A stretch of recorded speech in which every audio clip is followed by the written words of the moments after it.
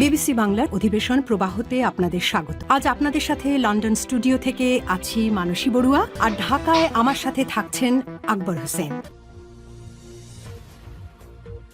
বাংলাদেশের সর্বশেষ গুরুত্বপূর্ণ আপডেট সংবাদে আপনাকে স্বাগত। শুরুতেই সংবাদ শিরোনাম, পরে বিস্তারিত। প্রথমে জানাবো আমাদের হাতে থাকা সর্বশেষ গুরুত্বপূর্ণ সবথেকে তাজা আপডেট সংবাদ। জুলাই সনদ অনুযায়ী প্রধান বিচারপতি নিয়োগে রাষ্ট্রপতি ও প্রধানমন্ত্রীর আর কোনো হাত থাকল না। জুলাই সনদ বাস্তবায়নের ফলে এখন থেকে প্রধান বিচারপতি নিয়োগের ক্ষেত্রে প্রধানমন্ত্রী কিংবা রাষ্ট্রপতি কারো হাত রইল না। এক্ষেত্রে এখন চাইলেই কোনো সরকার প্রধান অর্থাৎ প্রধানমন্ত্রী কোনো প্রধান বিচারপতিকে নিয়োগ অথবা বরখাস্ত করতে পারবে না। এক্ষেত্রে সরকার যদি স্বৈরাচারী কায়দায় ক্ষমতায় থাকতে চায় তাহলে বাংলাদেশের সর্বোচ্চ আদালত সুপ্রিম কোর্ট থেকে সরকারকে অবাঞ্ছিত ঘোষণা করলে ক্ষমতা ছেড়ে দিতে হবে। এক্ষেত্রে ব্যাপক চিন্তার মুখে পড়েছে বিএনপি। এরপর জানাবো জুলাই সনদ নিয়ে যা বলছে এনসিপি। বিবিসি বাংলাকে সাক্ষাৎকার দিলেন আক্তার হোসেন। আগে থেকেই জুলাই ঘোষণাপত্র নিয়ে জাতীয় নাগরিক পার্টি কথাবার্তা বলে আসছিল, তবে শেষ পর্যন্ত তারা জুলাই সনদ সইয়ের অনুষ্ঠানে অংশগ্রহণ করেননি। তারা জানিয়েছে জুলাই সনদকে যদি আইনের ভিত্তি না দেওয়া হয় তাহলে আগেই বলেছি আমরা এই সনদকে গ্রহণ করব না, কারণ এটি হচ্ছে কাগজের সনদ। যদি আইনি ভিত্তি না থাকে তাহলে এই সনদের কোনো মূল্য নেই। সরকারকে আগে আইনি ভিত্তি দিতে হবে, তারপর সমস্ত রাজনৈতিক দল থেকে সিগনেচার করতে হবে।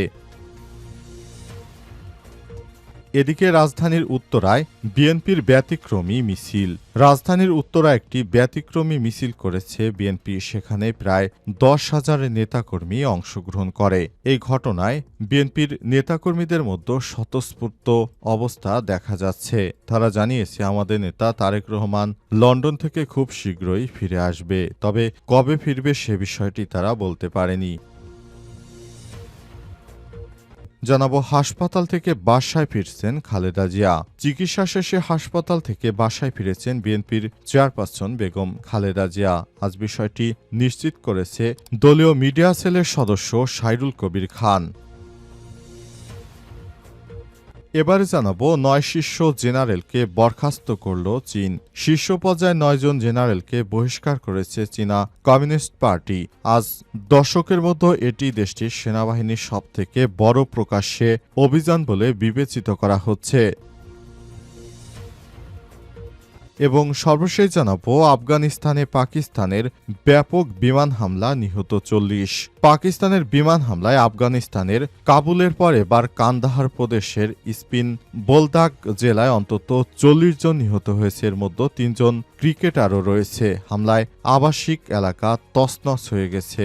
আফগান ক্রিকেট বোর্ড জানিয়েছে নিহত ক্রিকেটাররা হলেন কবির সিবকাতুল্লাহ ও হারুন। তারা একটি স্থানীয় ম্যাচ খেলে বাড়ি ফেরার সময় হামলার শিকার হয়ে মারা যায়। স্থানীয় কর্মকর্তারা জানিয়েছে হামলায় 170 জন আহত হয়েছে। অবস্থায় পাকিস্তান থেকে অব্যাহত হামলা চালানোর ঘোষণা দেওয়া হয়েছে, কারণ ইতিমধ্যেই আমরা দেখতে পেয়েছি পাকিস্তানের বিভিন্ন প্রদেশে বিশেষ করে সেনাবাহিনীদের টার্গেট করে মাঝে মাঝে হামলা চালায় ফিতনাতুল হিন্দ অর্থাৎ ভারতের ফেতনাবাজ কিছু আফগানের দুষ্কৃতকারীরা। প্রিয় দর্শক, এতক্ষণ শুনছিলেন সংবাদ শিরোনাম, এবারে বিস্তারিত। তবে তার আগে বন্ধুরা অনুরোধ থাকবে এই সংবাদটিতে একটি লাইক দিন। এই চ্যানেলে আপনি নতুন হয়ে থাকলে আমাদের সংবাদটি দেখতে দেখতে চ্যানেলটি সাবস্ক্রাইব করে রাখুন। কমেন্ট করে বন্ধুরা আপনার মূল্যবান মতামত জানিয়ে দিন। আর পাকিস্তান আফগানিস্তানের যুদ্ধে আপনি কোন দেশকে সমর্থন করেন কমেন্টের মাধ্যমে বিশ্ববাসীকে জানিয়ে দিন। এবারে বিস্তারিত। জুলাই সনদ অনুযায়ী প্রধান বিচারপতি নিয়োগে রাষ্ট্রপতি ও প্রধানমন্ত্রীর হাত থাকল না। বাংলাদেশের সংবিধান অনুযায়ী রাষ্ট্রপতি প্রধান বিচারপতি নিয়োগ দিতেন। বাস্তবে প্রধানমন্ত্রীর ইচ্ছেতে ছাড়া কিছুই হতো না। রাষ্ট্রপতি ছিলেন নামে মাত্র একজন শাসক, কিন্তু এখন আর রাষ্ট্রপতি মোহাম্মদ শাহাবুদ্দিন চুপ্পু বা ধরুন শেখ হাসিনা যদি ক্ষমতায় থাকে, সেও এখন আর চাইলে কোনো প্রধান বিচারপতিকে নিয়োগ দিতে পারবে না। জুলাই সনদের মাধ্যমে বিষয়টি নিশ্চিত করা হয়েছে। এর মাধ্যমে কোনো স্বৈরাচারী সরকার যদি তিনি ক্ষমতায় বসে থাকতে চান, তাহলে বাংলাদেশের সর্বোচ্চ আদালত সুপ্রিম কোর্ট থেকে যদি সেই সরকারকে অবৈধ ঘোষণা করে, তাহলে সেই সরকার আর ক্ষমতায় থাকতে পারবে না। এই ক্ষেত্রে সরকার আর কোনো ফ্যাসিবাদী হয়ে উঠতে পারবে না। সুতরাং এখন থেকে 5 বছর পর পরই নির্বাচন দিতে বাধ্য থাকবে এই সরকার।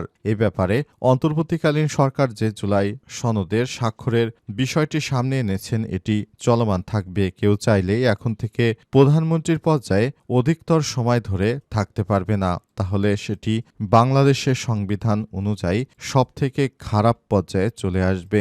অন্তর্বর্তীকালীন সরকারের প্রধান উপদেষ্টা গতকাল জুলাই জাতীয় সনদ ঘোষণার সময় সব বিষয় উপস্থাপন করেন। তিনি জানান, বাংলাদেশকে স্বৈরাচার মুক্ত করার জন্য আমার দীর্ঘদিনের আপ্রাণ প্রচেষ্টা। আশা করছি সমস্ত রাজনৈতিক দল আমাদের পাশে থাকবে। আর জুলাই সনদের আইনি ভিত্তি দেওয়ার ক্ষেত্রে অন্তর্বর্তীকালীন সরকারের প্রধান উপদেষ্টা এখন থেকে সব রাজনৈতিক দলের নেতাদেরকে জানিয়েছে, যাতে করে আগামীতে নির্বাচন, পিআর বা সংসদীয় যে পর্যায় হোক না কেন, সেটি রাজনৈতিক নেতাদেরকে আলাপ আলোচনার মাধ্যমে ঠিক করতে হবে, যাতে করে এই দেশে আর আগামীতে কোনো ফ্যাসিস্ট সরকার আসতে না পারে। সেজন্য সরকার সব ধরনের ব্যবস্থা করে রেখেছে। জুলাই সনদ নিয়ে যা বলছে এনসিপি, বিবিসি বাংলাতে আক্তার হোসেনের সাক্ষাৎকার। আগে থেকে জুলাই ঘোষণাপত্র নিয়ে জাতীয় নাগরিক পার্টি বা এনসিপি যেমন অসন্তোষ ছিল, জুলাই সনদের ক্ষেত্রে এমনটা দেখা গেল। সনদের বিষয়ে অমীমাংসিত দিকগুলো সমাধান না হলে জনগণের সাথে নিয়ে পরবর্তী সিদ্ধান্ত গ্রহণ করা হবে বলে এনসিপির সদস্য সচিব আক্তার হোসেন নিশ্চিত করেছেন। জুলাই সনদের বেশ অনেকগুলো দিক নিয়ে স্বাক্ষরের আগে সরকারি দিক থেকে নিশ্চয়তা চাইলেও সনদ বাস্তবায়নের পথটাই অনুল্লেখ থেকে যায়। যেখানে ধোঁয়াশা থাকে, তাহলে আমাদের সমস্ত অর্জন বিফলে যাবে। এ কারণেই আমরা আজকে সনদ স্বাক্ষরের অনুষ্ঠান থেকে বিরতি থেকেছি, বিবিসি বাংলাকে জানান তিনি। সনদ ঘিরে সক্রিয় ভূমিকায় থাকলেও এখন তারা চাইছেন যে সব অর্জন রয়েছে সেগুলো কিভাবে বাস্তবায়ন করা হবে তার বিস্তারিত যেন জনগণের সামনে প্রকাশ করা হয়। ঐক্যমত কমিশনের যে সময় বাড়ানো হয়েছে, এর মধ্যে সনদ বাস্তবায়নের পথ খোলাসা করা, বিরোধ থাকা বিষয়গুলোর সমাধান, আদেশের বিষয়ে পরিষ্কার খসড়া এবং ভবিষ্যতে রাজনৈতিক দলগুলো সংবিধানে অন্তর্ভুক্ত করার ক্ষেত্রে রেফারেন্স পয়েন্ট হিসেবে 2026-এর কথা উল্লেখ করবে এবং বিষয়গুলোয় সমাধান চায় এনসিপি।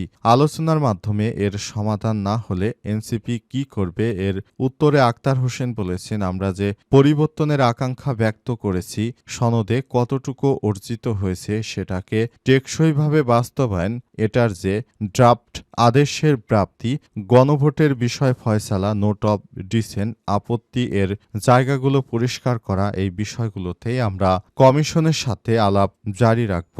প্রয়োজনে আমাদের যে রাজনৈতিক কর্মসূচি রয়েছে সেগুলো জনগণকে সাথে নিয়ে পালন করব। উত্তরায় বিএনপির ব্যতিক্রমী মিছিল। রাজধানীর উত্তরায় একটি ব্যতিক্রমী মিছিল করেছে বিএনপি। সেখানে প্রায় 10,000 মানুষের সমাগম ঘটায় বিএনপির নেতারা। সেখান থেকে দেখা গেছে অন্তত সেখানে 10,000 মানুষ এই মিছিলে যুক্ত হয়। অন্তর্বর্তীকালীন সরকারের প্রধান উপদেষ্টা ক্ষমতা আসার পর বিএনপির নেতৃত্ববৃন্দরা আগের থেকে অনেক বেশি অ্যাক্টিভ। তারা এখন বিএনপিকে ক্ষমতায় নিতে সর্বত্র চেষ্টা চালিয়ে যাচ্ছে। বিএনপির নেতাকর্মীরা এত বিপুল সংখ্যক মানুষের সমাগম ঘটাচ্ছে, এ থেকে মনে হচ্ছে আগামীতে বিএনপি বিপুল ভোটে জয়লাভ করবে। তবে মাঠের ফিল্ডে জামাত ইসলামও কম নয়। বিভিন্ন অনলাইন প্ল্যাটফর্মে ঘেঁটে দেখা যায় বাংলাদেশ জামাত ইসলামের বহু সংখ্যক মানুষ, তারা ফেসবুকের বিভিন্ন জরিপ থেকে দেখা গেছে তারা জামাত ইসলামকে ভোট দেবে। এ থেকে বোঝা যায় বাংলাদেশ জামাত ইসলামের যারা নেতৃত্ববৃন্দ অর্থাৎ যারা ভোটার রয়েছে তারা মূলত সুপ্ত অবস্থায় রয়েছে, আর বিএনপি যারা ভোটার রয়েছে তারা প্রকাশ্যে কর্মকাণ্ড পরিচালিত করছে অবস্থায়। আসলে বিএনপি কি জামাত আগামী নির্বাচনে ক্ষমতায় যাবে সে বিষয়টি স্পষ্ট হওয়া যায় না। তাই অন্তর্বর্তীকালীন সরকারের সময় যদি সুষ্ঠু নির্বাচন হয়, তাহলে বিএনপি বা জামাত কোনো একটি রাজনৈতিক দল ক্ষমতায় আসার সম্ভাবনা রয়েছে। হাসপাতাল থেকে বাসায় ফিরেছেন খালেদা জিয়া। বিএনপি চেয়ারপারসন ও সাবেক প্রধানমন্ত্রী বেগম খালেদা জিয়া আজ রাত 10:30 দিকে রাজধানীর এভারকেয়ার হাসপাতাল থেকে গুলশানের বাসভবন ফিরোজার উদ্দেশ্যে রওনা হন। হাসপাতালের সূত্র নিশ্চিত করেছে, মেডিকেল বোর্ডের সিদ্ধান্ত অনুযায়ী তাকে হাসপাতাল থেকে ছাড়পত্র দেয়া হচ্ছে। গত বেশ কয়েকদিন ধরে তিনি রাজধানীর এভারকেয়ার হাসপাতালে চিকিৎসা নিচ্ছিলেন। জানা গেছে, প্রয়োজনীয় শারীরিক পরীক্ষা নিরীক্ষা ও চিকিৎসার পর তার শারীরিক অবস্থা বর্তমানে কিছুটা স্থিতিশীল রয়েছে। এভার কেয়ার হাসপাতালে বিশেষজ্ঞ চিকিৎসক অধ্যাপক শাহাবুদ্দিন তালুকদারের নেতৃত্বে গঠিত মেডিকেল বোর্ড তার চিকিৎসা তদারকি করে আসছিলেন। বিএনপি চেয়ারপারসনের গুলশান বাসভবন ফিরোজায় তার ফেরার খবরে নেতাকর্মী ও সমর্থকরা খোঁজখবর নিচ্ছেন। দলীয় সূত্র জানিয়েছে, রাত 10:30টায় তিনি হাসপাতাল থেকে রওনা হয়ে বাসায় পৌঁছানোর পর সেখানেই বিশেষজ্ঞ চিকিৎসকদের তত্ত্বাবধানে তার পরবর্তী চিকিৎসা চলবে। দীর্ঘদিন ধরে সাবেক এই প্রধানমন্ত্রী লিভার সিরোসিস, হৃদরোগ, ফুসফুস ও কিডনি জটিলতা, আর্থ্রাইটিস, ডায়াবেটিক্স সহ বিভিন্ন জটিলতায় ভুগছেন। বিভিন্ন উন্নত চিকিৎসার জন্য তাকে বিদেশে নিয়ে যাওয়ার দাবি জানিয়ে আসছিল তার পরিবার এবং দল। সর্বশেষ তথ্য অনুযায়ী রাত 10:30 দিকে তিনি হাসপাতাল থেকে বাসভবনের পথে রওনা হবেন। এরপর তিনি যথাসময়ে হাসপাতাল থেকে বাসার উদ্দেশ্যে রওনা হন।